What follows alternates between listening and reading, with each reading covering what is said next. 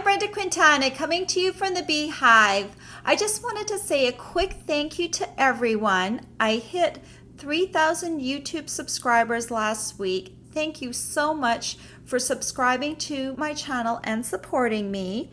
Today I wanted to show you how to make these pretty cards using the Remarkable You stamp set.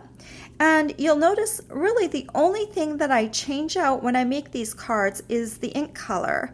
So I'm keeping my background cardstock the same, which is Pear Pizzazz, and I'm keeping my bows the same using cotton ribbon that's also in Pear Pizzazz.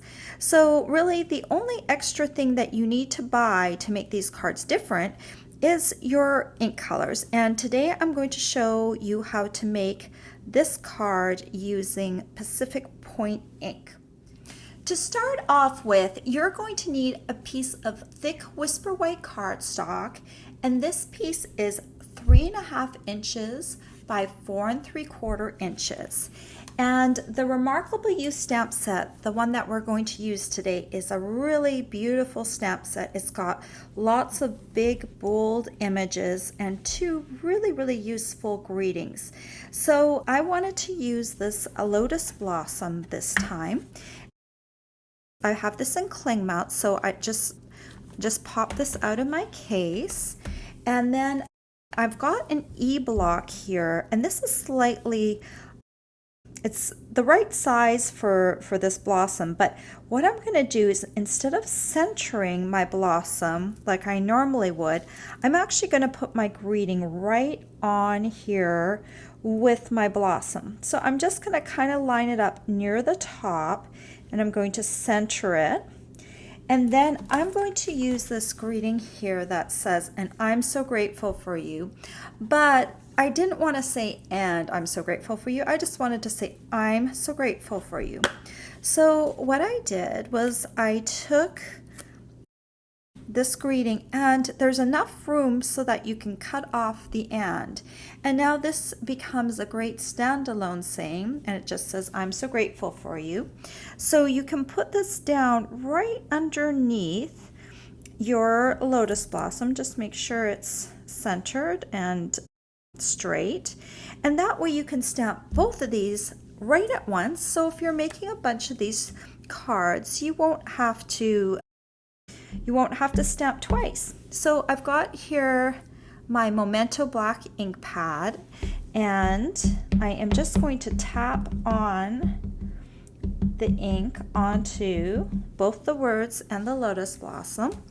And I've got my piece of cardstock here, and I'm just going to center this and stamp it down right about there. And lift that off. And I'm going to show you how to watercolor with glycerin. So what you're going to need is glycerin, and you can find this at most pharmacies. It's under $10.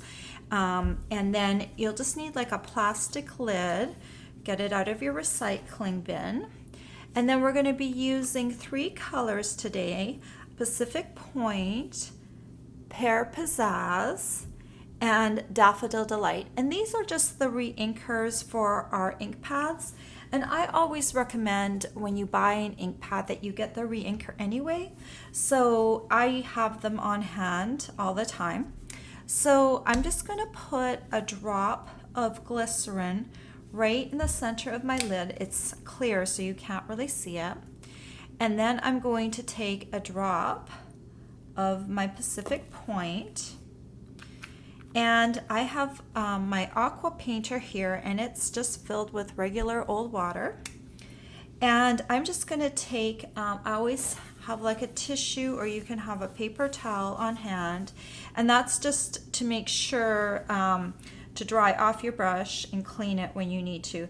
So you're just going to make sure that you've got some water coming through your brush. Okay, I don't want it really wet, so you just want it so that the brush isn't completely dry.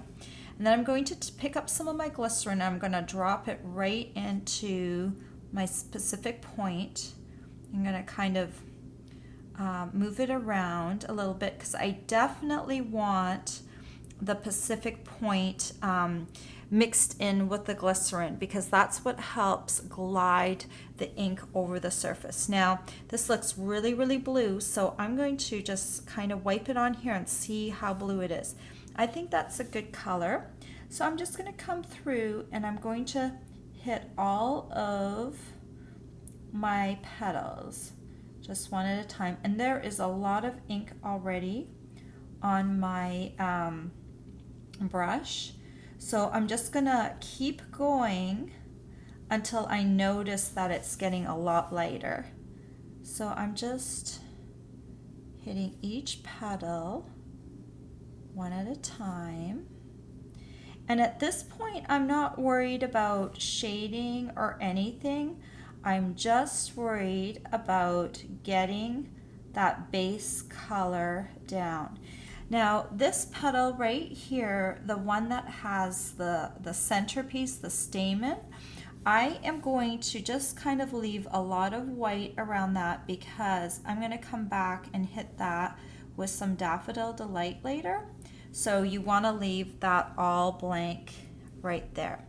So the next thing I want to do is on this side of my reinker, I actually didn't even get a chance to dip my glycerin on that side. So I'm just going to take a little bit of glycerin and I'm going to pop it over here. And this time I'm trying to get like a darker color than I had before. I want more reinker. So you might need to put a separate dot of reinker on here. I am going, see how this is a lighter and then that's darker? You want to make sure now you have some darker, but you still want to have that glycerin mixed in, because that's what's going to make things smooth out. So now I'm just going to go around the outside of my petals, and anywhere where there's a dark line, I'm going to come in and I'm going to make it darker than my first go around. So I'm just going to take the lines of the image. It's really helpful because the designers of these images, they put in like darker areas, and that's where you're going to come along and you're just going to add and deepen the color. And that's basically all I really do for this watercoloring with glycerin. You can shade with it too if you I just kind of like to go around the outside of the petal, but if you're more of an artist than me, you can also, you know, find your light source. I like to go around the outside because that's where I tend to see the shadows more. So I've just kind of gone around and I've kind of deepened all of the outside, and I don't know if you can see that or not. Okay, and then I'm going to clean off my brush, just going to squeeze through the ink. I didn't mention this before, but I am using, this time I'm using, your aqua painters come in with a set of 2, and I am using the big brush on this one because the petals are quite big. So I'm going to be using the big brush for all of them. If you prefer, you can use your smaller brush. I'm going to take a dot of Pear Pizzazz and put it on my lid.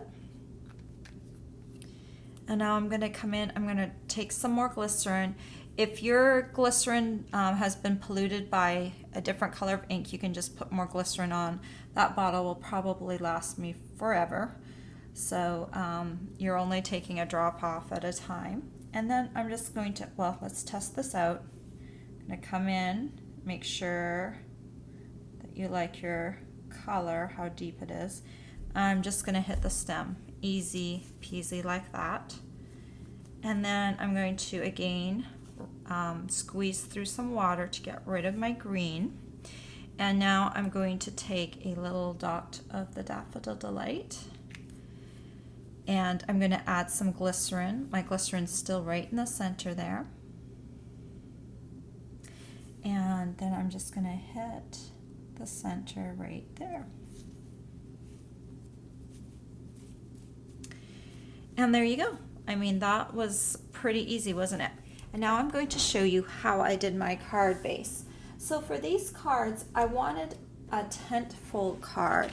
So the way you cut a tent fold, you take your piece of cardstock and you're going to cut it in half lengthwise. So you're going to take the 8.5 inch side and put it up at the top of your cutting or your trimmer. And I'm going to line that up with the 4.25 inch mark. And then I'm just going to cut it lengthwise. Okay, then you'll have two pieces. You can make two card bases out of that. And then I'm going to put the 11 inch side up at the top and I'm going to line it up with the 5.5 inch mark. And the Stampin' Up! Trimmer comes with both a cutting and a scoring blade. So I just cut, and this is my scoring blade. So I'm just going to go back and forth. And now you've got your cardstock scored. And then you're going to need a bone folder. And I am just going to fold up my card base like that. And then I've got my focal point or my focal point layer. I'm just going to put a few dots of my Tombow glue on my layer. And I'm going to center it right on my card base. Make sure your open side is down. Otherwise, you're going to have a backwards card. Okay, that looks good. And then you're going to take a length of the Pear Pizzazz cotton ribbon. And I need, for this one, I need about 9 inches. So I'm just going to measure it down on my grid paper here and cut 9 inches. And for these bows, I really like to use the bunny ear method. So that just means you create 2 loops and then you tie the loops together into a knot like this. If you don't want to use the bunny ear method, just tie your ribbon into a bow. And I'm just going to make my sides so that they're somewhat match the size of my other bow. That looks pretty good. And then I'm just going to take a little glue dot. They're on this roll right here. And the easiest way to get this off is just take your knot and stick it right onto the roll and then lift it off, and the little glue dot is on the back of that. And then you can just stick it down like so. And then you come back with your scissors and just angle cut the ends of the ribbon. And there you go. You've got a really, really pretty card, and you can make them in different colors and then tie them up with some ribbon and give them as a gift. All the supplies you'll need to make these Lotus Blossom cards are available for purchase on my blog. I hope you've enjoyed this tutorial. Bye for now.